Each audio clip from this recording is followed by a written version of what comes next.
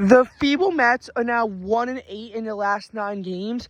Even if the slump were to end tomorrow with the Mets pulling off a miracle in Milwaukee, taking 2 out of 3, this tailspin is even worse than the previous one.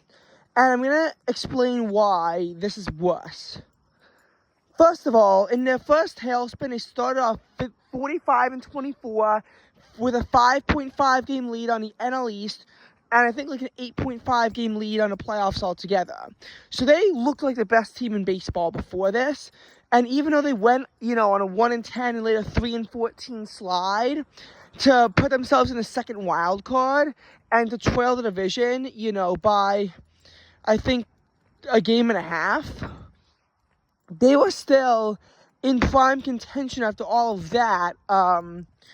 They were still in prime contention. This time, they are starting off much worse. So they started off as the 3 seed with only a 1.5 game lead on the division, with their record standing, before the tailspin, 62 and 44. So we're not as good before the issues happen. Second of all, in the last one, yes, they got swept by the Rays at home, but their embarrassment, a lot of them, came on the road, like when they got swept by the Braves and Pirates and lost 2 out of 3 to the Phillies on the road.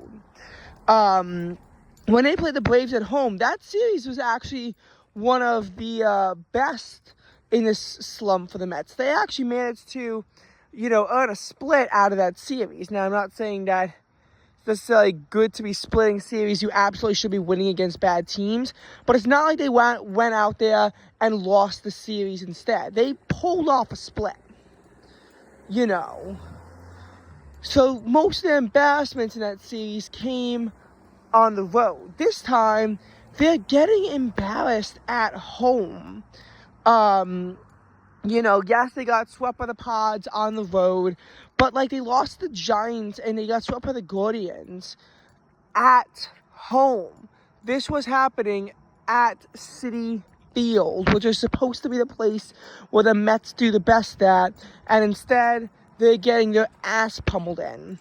And the third and final reason why I think this one is worse than a previous one for the Mets is because previously a lot of their starters were injured. This is a fully healthy team that still sucks.